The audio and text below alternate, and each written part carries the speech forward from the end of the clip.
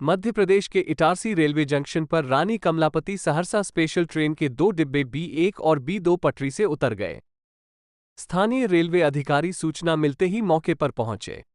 हादसा उस समय हुआ जब ट्रेन इटारसी रेलवे स्टेशन के प्लेटफॉर्म नंबर 2 पर प्रवेश कर रही थी। हालांकि किसी के हताहत होने की खबर नहीं है। दोस्तों, अगर वीडियो पसंद आई हो तो वीडियो को लाइक, शेयर, कमेंट्स और चैनल को सब्सक्राइब करना ना भूलें। जय हिंद।